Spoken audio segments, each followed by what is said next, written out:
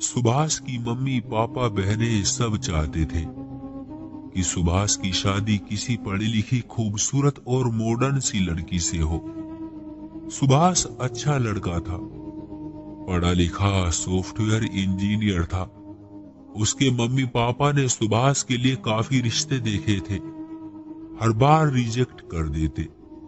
कभी किसी का कद छोटा लगता तो कभी कोई कम पढ़ी लिखी होती। हर बार कोई न कोई कमी जरूर निकाल आते। ऑफिस जाने से पहले हर दिन सुभाष सुनता था कि किसी न किसी लड़की को देखने जा रहे हैं। न जाने कितनी बार वो तैयार हुई, कितनी बार रिजेक्ट की गई थी। रिया बहुत अच्छी लड़की थी। रिया के पापा एक मजदूर थे, वो बहुत गरीब थे। रिया के पापा ने न जाने कैसे करके रिया को पढ़ाया लिखाया। रिया ने मास्टर किया हुआ था, बहुत अच्छी संस्कारी लड़की थी। लेकिन कच्चा मकान, चारों तरफ गरीबी के साए नजर आते थे। रिया अच्छी तो थी, समझदार भी थी, लेकिन बुराई ये थी कि वो किसी गरीब की बेटी थी। और भला किसी गरीब से कौन रिश्ता जोड़ना चाहता है। आजकल समाज का ये हाल है कि लोग इंसानों से नहीं, अच्छा घर गाड़ी जमीन जायदाद से रिश्ता करते हैं। रिया खाना बना रही थी, माँ पास आई। रिया, एक रिश्ता आया है, लड़के वाले कल देखने आ रहे हैं, तुम ऐसा करना, तैयार हो जाना। रिया का जिस्म कांपने लगा। माँ, मैं थक गई हूँ, क्या करूँ, हर बार कोई आता है मुझे मेरे सामने ही मार जाता है। मेरे अंदर मैं मर चुकी हूँ माँ, कल फिर तैयार होकर सज संवर कर बदनाम की जाऊंगी। माँ ने सर पर हाथ फेरा।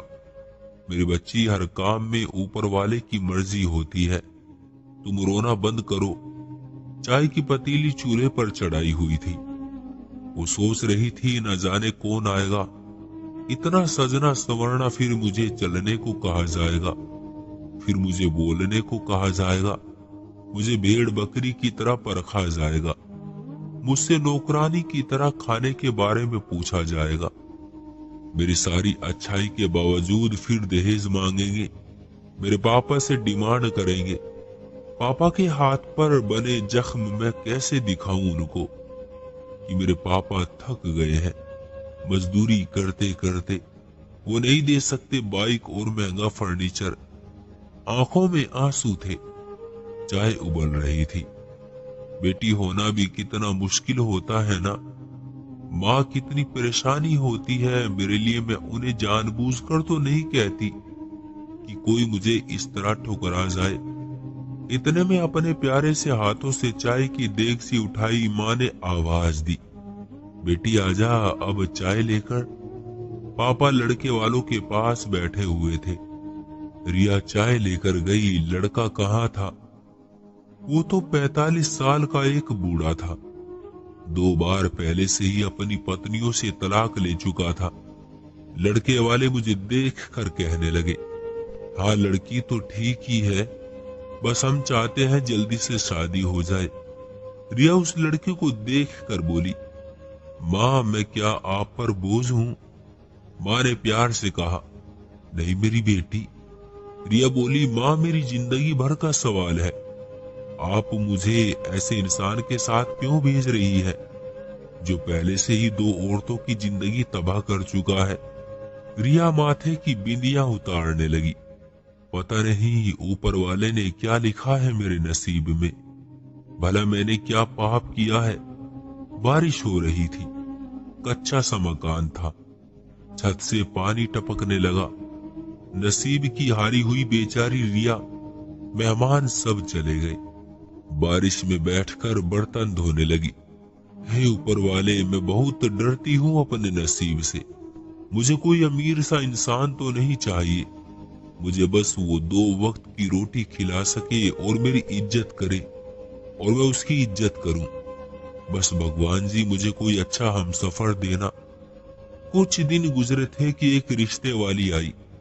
रिया की माँ से कहने लगी, बहन एक रिश्ता है, लड़का बहुत चंगा है, फैमिली भी चंगी है, तुम कहो तो बात चला दूं। रिया की माँ ने एक ठंडी आह भरी। बहन, मैं तो थक गई हूं अब। भला क्या कुछ नहीं किया मैंने, लेकिन समाज के लोग लालची हो गए हैं। बेटी के साथ साथ हमारा खून भी मांगते हैं। भला ये कम नहीं कि अपने दिल को सीने से जुदा करके उन लोगों के हवाले कर दूंगी। लोग कहते हैं महंगी गाड़ी और ट्रक सामान का दूं। रिश्ते करवाने वाली आंटी बोली, बहन, जमाने के साथ चलना है तो ये सब तो करना पड़ता है। रिया की माँ ने कहा, ठीक है बहन, तुम करो बात उनसे। रिया झाड़ू लगा रही थी, सारी बातें सुन रही थी। न जाने क्यों दिल घबराने लगा। झाड़ू जमीन पर रखकर दीवार के साथ टेक लगाकर खड़ी हो गई। इतनी अच्छी, इतनी समझदार लड़की जानते हो क्यों बूढ़ी हो रही थी? क्योंकि बार बार ठुकराई जा रही थी। क्योंकि उसका बाप बहुत गरीब था। वो ट्रक भरकर दहेज नहीं दे सकता था। वो नहीं दे सकता था कार मोटरसाइकिल। इतने में पापा घर आए, साइकिल खड़ी की। थक चुके थे। बूढ़ा बाप, सफेद बाल, बुरा हाल, आवाज दी, रिया मेरी बच्ची, कहाँ हो? रिया ने आंसू साफ किए। जी पापा। पापा ने सर पर हाथ फेरा। ये लो, तुम्हारे लिए चूड़ियां लाया हूं। तुम कह रही थी ना पापा चूड़ियां ला देना। रिया हल्का सा मुस्कुराई। पापा, मैं तो मजाक कर रही थी। पापा प्यार से बोले, मेरी बच्ची, मेरी जान कुर्बान अपनी लाडली पर। अब खाना ला, बहुत भूख लगी है। पापा के पैरों की तरफ देखा, टूटे हुए जूते पहने थे। दिल चाहा पापा के सीने से लग जाऊं। पापा क्या कुछ नहीं करते अपनी राजकुमारियों के लिए? फिर जब बेटियां विदा की जाती हैं तो पापा से क्या क्या मांगा जाता है? रात भर जागती रही, कभी इस करवट कभी दूसरी करवट, दिल में हजारों सपने थे। कल फिर अपने सपने सजाऊंगी। कल फिर सज संवर कर किसी के सामने जाऊंगी। कल फिर मुझे बदनाम किया जाएगा। कल फिर मेरे सब सपने चुरा लिए जाएंगे। हे ऊपर वाले, मुझ पर रहम करो ना, मैं थक गई हूँ। पापा जी थक गए हैं। पापा को रात को देखा था मैंने, इतने थक जाते हैं कि सारी रात दर्द से कराहते रहते हैं। भगवान जी मदद करो ना, मेरे पापा थक गए हैं। सुबह हुई, चेहरे पर उदासी थी। खाना बनाया, पापा ने तरह तरह के खाने बनवाए। माँ ने कहा, रिया मेरी बेटी तैयार हो जाओ, लड़के वाले आ रहे होंगे। दिल उदास, धड़कन मध्यम सी, लब खामोश, चेहरे पर एक उदासी सी आईने के सामने खड़ी थी। फिर से सजने संवरने लगी। वो लम्हे बहुत ही दर्दनाक होते हैं ना, जब आप जानते हो आपको बदनाम किया जाएगा। लड़के वाले आ गए। मम्मी पापा ने उनका स्वागत किया गया। सब आकर बैठ गए। वो और कोई नहीं, सुभाष के मम्मी पापा बहन और साथ सुभाष था। सब आ गए। बातें शुरू होने लगी। बहन ने नजर उठाकर घर की तरफ देखा, फिर खामोश हो गई। माँ बाप ने देखा, कच्चा सा मकान है, दरवाजा लकड़ी का है। सबने जान छुड़ाने के लिए कहा, लड़की को बुलाइए। सुभाष के मम्मी पापा बहन सब चाह रहे थे बस जल्दी से उस घर से चले जाएं। ये लोग तो बहुत ही ज्यादा गरीब है। रिया की माँ पास गई, रिया बेटी आजा। रिया आहिस्ता से बोली, माँ हिम्मत नहीं है, अब अगर आज भी ठुकराई गई तो मर जाऊंगी। माँ ने हौसला दिया, ऊपर वाला सब सही करेगा, दिल छोटा ना कर। रिया हाथ में चाय की ट्रे लिए आई, खूबसूरत थी, प्यारी थी। वो प्यारी सी आंखें तबीयत में एक ठहराव लिए सामने बैठ गई, नजरें झुकाए हुए थी। सुभाष देख रहा था, जैसे एक दर्द छुपाए बैठी हो। मुस्कुराने की नाकाम कोशिश कर रही थी। बहन बोली, रिया नाम है ना आपका? रिया आहिस्ता से बोली, जी हाँ। सुभाष की माँ ने अपने पास बैठाया, रिया यहाँ आओ, मेरे पास बैठो, डर क्यों रही हो? रिया आहिस्ता से बोली, नहीं आंटी, बस ऐसे ही। माँ को रिया का बात करना उसके संस्कार दिल को भाने लगे। माँ ने रिया की माँ की तरफ देख कर कहा, हम चाहते हैं सुभाष और रिया एक बार आपस में अकेले में बात कर ले। रिया की माँ ने कहा, जरूर बहन। रिया बाहर हॉल में चली गई। सुभाष पास आया। आप उदास क्यों हैं? ऐसा लग रहा है आपको कोई दर्द सता रहा है। रिया आहिस्ता से बोली, नहीं तो। सुभाष प्यार से बोला, इतने खूबसूरत चेहरे पर उदासी अच्छी नहीं लगती। अच्छा बताओ, कितनी पढ़ी लिखी हैं आप? रिया कांपती आवाज में बोली, मास्टर किया है। पापा ने बहुत मुश्किल से पढ़ाया है मुझे। सुभाष प्यार से बोला, वाह, अच्छा तो कैसा हमसफर चाहती हैं आप? रिया सुभाष की तरफ देखने लगी, फिर बोली, सर आप मेरा मजाक न बनाए। मैं गरीब पिता की बेटी हूँ। मैं नहीं चाहती बड़ा घर गाड़ी सोना चांदी, कुछ भी नहीं चाहती।